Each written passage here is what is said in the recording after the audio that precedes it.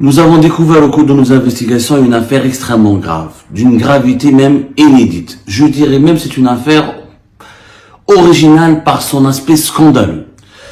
Pour la première fois de ma carrière de journaliste, je vois que l'État algérien a été poursuivi au niveau du Conseil des droits de l'homme de l'ONU par des chefs d'entreprise, par des industriels et des entrepreneurs qui dénoncent non seulement des pratiques de corruption, de chantage, de racket, mais aussi des tentatives de meurtre à travers un empoisonnement au cyanure, une méthode qui nous rappelle les pratiques des services secrets des dictatures les plus sombres de la planète ou des bandes criminelles les plus mafieuses de la planète.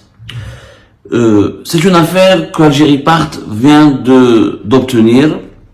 Nous sommes en train de mener une enquête très vaste. Nous allons vous parler de cette affaire à travers plusieurs épisodes.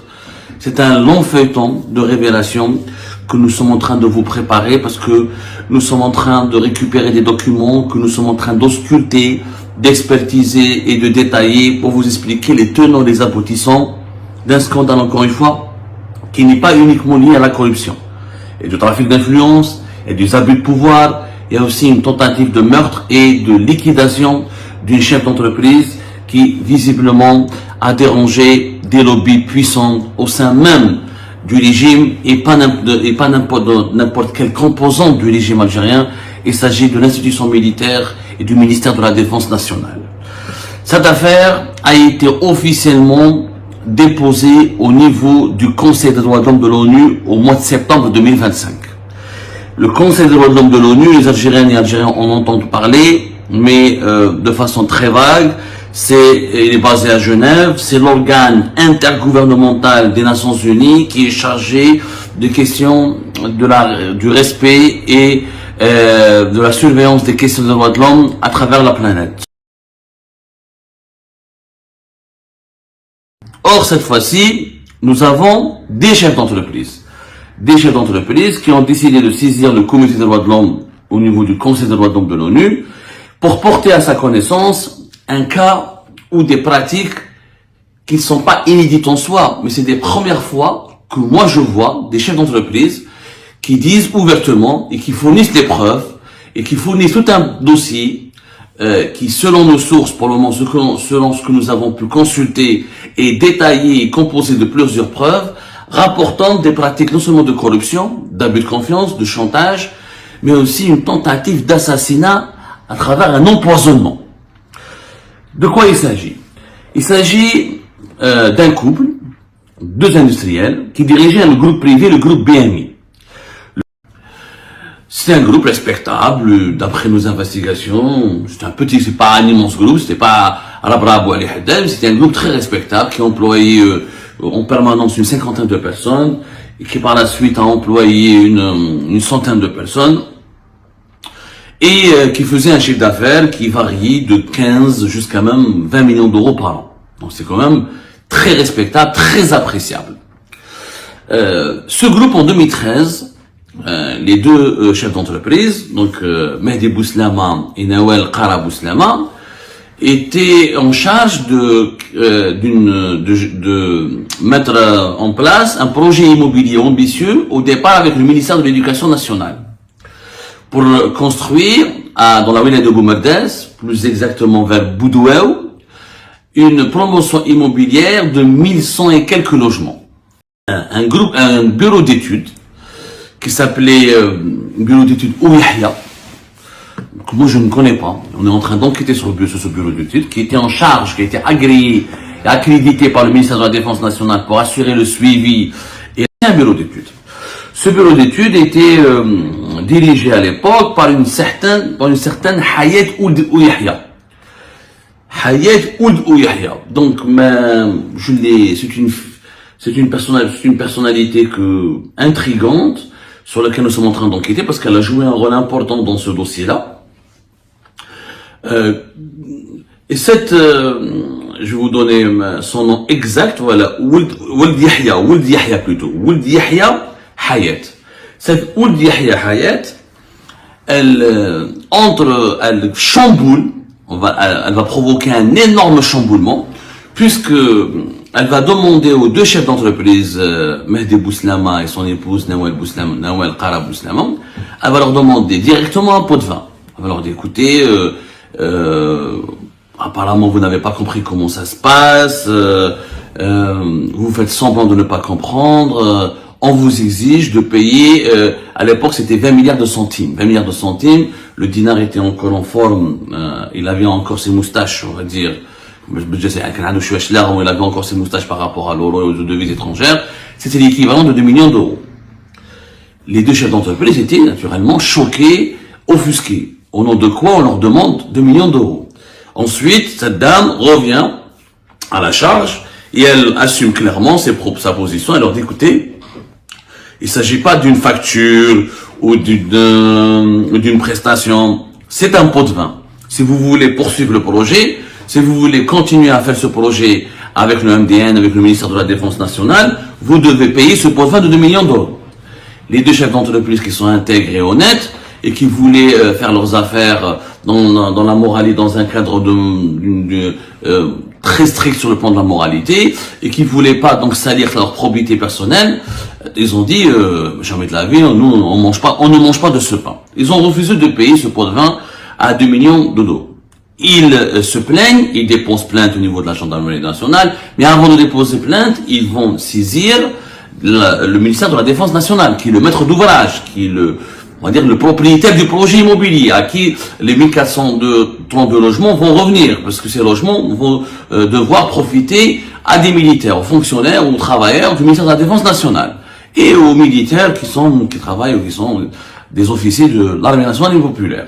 Le responsable de l'action sociale, du département social, au niveau du MDN, le ministère de la Défense nationale, il y a un département qu'on appelle le département de l'action sociale. C'est lui qui dirige généralement et qui supervise les projets de construction de logements. C'est lui qui distribue les logements, qui donne des logements à des militaires, qui leur affecte des logements, qui prend en charge tous leurs besoins sociaux. C'est un immense département du ministère de la Défense nationale qui est dirigé depuis de longues années par un général-major qui s'appelle Zerrouk Dahmani, qui est l'un des poids lourds de l'institution militaire algérienne, sur lequel nous allons vous parler prochainement, parce il aurait joué, selon nos investigations, un rôle déterminant dans cette affaire. Zerrouk Dahmani, d'après, on va revenir dans les détails, mais ça fait plus de 15 ans qu'il dirige ce département, presque même 20 ans. Il était à l'époque de Gaïd Salah, il est resté à l'époque de Saïd Chengreha. Au moment des faits, ça fait entre 2013 et 2014, c'est lui qui était responsable de ce département, donc c'est lui qui dirige tous les financements, tous les budgets pour construire des logements, pour organiser les vacances, les colonies de vacances pour les enfants des militaires, pour les transferts pour les soins et les prises en charge médicales des militaires qui doivent se soigner à l'étranger, les clubs de vacances, les hôtels, les lieux d'hébergement et les centres de repos familiaux pour les militaires. Donc, c'est un département puissant qui dispose de budgets importants pour financer ou gérer ou diriger des prestations sociales extrêmement importantes, puisque nous avons une armée, l'armée algérienne, c'est pratiquement plus de 450 000 personnes, avec les fonctionnaires, le personnel civil, les soldats, les officiers, les membres des unités de combat. C'est un État au sein d'un État, ça vous le savez. Donc les deux chefs d'entreprise, Nawel Qara Bouslama et Mehdi Bouslama, vont saisir Zerrouk Dahmani. Ils vont le voir à 3 reprises, en présence d'un officier supérieur du DRS, des services secrets. Ils vont lui dire, qu'est-ce qui se passe, monsieur le général? Nous avons cette dame, Hadi Hayat Ould Yahya, qui nous demande un pot de vin, il nous demande de payer 2 millions d'euros, et c'est normal, elle nous a bloqué, parce que quand ils ont refusé de payer le pot de vin, on leur a tout bloqué. Le projet n'avançait plus. La première entreprise qui devait réaliser ce chantier, elle a eu des difficultés, et elle a été sabotée. La deuxième, la même chose. Ils ont rencontré une série d'obstacles insurmontables. Donc le projet a été complètement paralysé. Sauf que le groupe BMI avait contracté un crédit auprès d'une banque, la CNEP Bank. La CNEP demande de rembourser le crédit, doit rembourser des échéances et des mensualités. La banque, elle s'en fout, elle se contrefiche des difficultés de l'entreprise. Il y a des dizaines d'employés qu'il faut qu'ils soient payés, et des charges. Donc le groupe BMI, il a été étouffé, il a été détruit. contre ce projet qui était son principal projet immobilier pour lequel il s'était endetté auprès d'une banque pour le réaliser. Ce bureau d'études avait le pouvoir, visiblement, ils l'ont pris sur le ministère de la Défense nationale, et cette Hayat Ould Yahya, elle a bloqué le projet. Donc, Zerrouk Dahmani, donc le général-major Zerrouk Dahmani, il a été saisi, interpellé à 3 reprises. Il a promis de régulariser la situation, de remédier à la situation. Ensuite, il ne répondait plus. Il a disparu des radars. Et plus personne, au niveau du ministère de la Défense nationale, ne voulait donner une suite favorable ou prendre même en considération, en charge, ou même répondre au téléphone aux sollicitations du groupe BMI. Les deux chefs d'entreprise ont été livrés à leur sort. Projet à l'arrêt, la banque les étouffe, ils doivent tout rembourser, c'est la faillite programmée. Par la suite, il faut savoir que avant d'arriver au Conseil des droits de l'homme de l'ONU, la vérité, c'est ce que nous avons découvert au cours de notre enquête.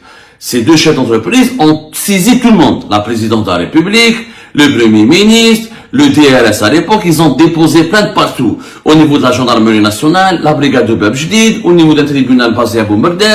Le dossier a été même transféré vers 2016-2017 au tribunal militaire de Blida. Donc toutes les démarches, toutes les instances ont été saisies. Et malgré cela, rien n'a été fait. Pire encore, et c'est le point le plus sombre de ce dossier, nous apprenons que au cours de l'année 2017, dans des conditions troublantes et scabreuses, Madame Nawel Qarab Bouslama a été hospitalisée pour des troubles respiratoires et pour des graves symptômes respiratoires. Elle n'a pas pu se soigner en Algérie, elle a été transférée, elle est partie en urgence pour se soigner en France. Arrivée en France, dans un hôpital dans le sud de la France, elle réalise un certain nombre d'examens médicaux. Ces examens, qu'est-ce qu'ils dévoilent? Ils dévoilent une intoxication au cyanure. Et les avis médicaux, le diagnostic médical, il est clair, net et implacable. Une intoxication au cyanure, ça ouvre la porte à une suspicion d'une tentative d'empoisonnement survenue en Algérie. On a voulu l'empoisonner. Les avis, nous sommes en train de collecter tout le dossier. Nous vous montrerons des pièces à conviction ou des documents vraiment très clairs mais très accablants pour étayer toutes les informations que nous sommes en train de vous révéler. Elle a été empoisonnée. L'empoisonnement s'est déroulé à Alger. Elle a survécu miraculeusement, cette chef d'entreprise, puisqu'elle a eu le temps d'être transférée, de venir en urgence en France pour se soigner. Et dans un hôpital public en France, il y a eu un rapport, un diagnostic médical qui a conclu et qui a constaté une intoxication au cyanure, donc une tentative d'empoisonnement, ça veut dire une tentative d'assassinat. On a voulu assassiner cette femme. En attendant, en parallèle, en plus de cette mésaventure cruelle, son mari Mehdi Bouslama, qui est aussi le patron du groupe BMI, dans une affaire judiciaire où il était uniquement témoin, en 2020, vers 2024, ou 2023 ou 2024, il est devenu suspect et coupable et condamné à la prison ferme, alors qu'il était uniquement témoin dans une affaire d'escroquerie. Le groupe BMI a été détruit, les emplois ont été détruits, le projet ralenti, bloqué, gelé et n'a jamais pu voir le jour. Madame Nawel Qarab Bouslama a été empoisonnée, elle a failli mourir, elle a failli être assassinée, et son mari Mehdi Bouslama, il se retrouve condamné à la prison ferme, alors qu'il était uniquement témoin, il n'a strictement aucun lien, ni de près ni de loin, avec une affaire d'escroquerie. C'est comme ça que c'est comme ça que le régime, c'est comme ça que les cercles les plus malveillants, les plus opaques du régime algérien ont détruit toute une famille et tout un groupe privé qui était prospère.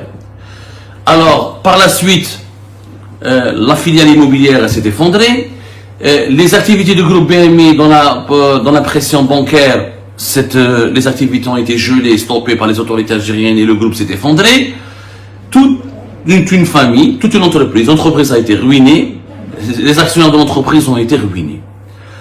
Après avoir épuisé tous les recours, nous l'avons vu dans le dossier que nous avons récupéré, les deux chefs d'entreprise ont saisi le Conseil d'État, la Cour suprême, le tribunal militaire, la présidente de la République, le premier, ils ont saisi toutes les instances judiciaires et politiques et administratives de l'État algérien. Aucun de leurs droits n'a été respecté, n'a été pris en considération. Ils ont été ainsi forcés de se tourner vers le Conseil des droits de l'homme de l'ONU pour déposer une sorte d'équivalent d'une requête. C'est une requête, c'est pas une plainte, c'est une requête au niveau du Conseil des droits de l'homme de l'ONU pour que le Conseil des droits de l'homme de l'ONU consacre une session à leur affaire, au cours de laquelle les représentants de l'État algérien vont être auditionnés et questionnés à propos des pratiques scandaleuses et qui violent de nombreuses dispositions du droit international. Le droit international, existe.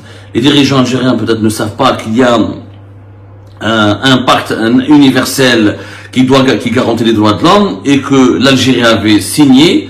On reviendra sur ce sujet avec plus de détails, et qui engage l'État algérien à respecter un certain nombre d'articles de loi pour garantir le minimum syndical des droits humains. Le minimum syndical dans ce dossier n'a pas été respecté. Nous avons une chef d'entreprise qui a été victime d'une tentative d'assassinat et son mari qui a été victime d'une tentative d'emprisonnement arbitraire et toute une corruption, clairement une tentative de corruption.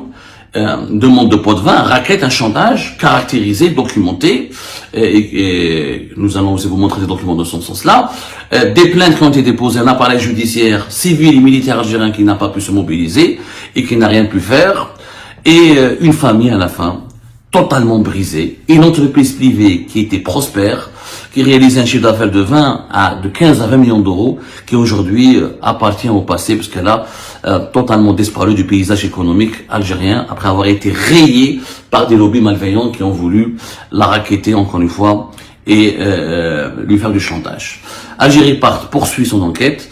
C'est une affaire très grave. Nous allons vous publier, nous allons vous montrer, et dans les prochaines émissions que nous allons publier dans les heures et jours à venir, des documents accablants qui vous donneront un aperçu très clair sur l'ampleur inédite et les dessous inédits de ce scandale.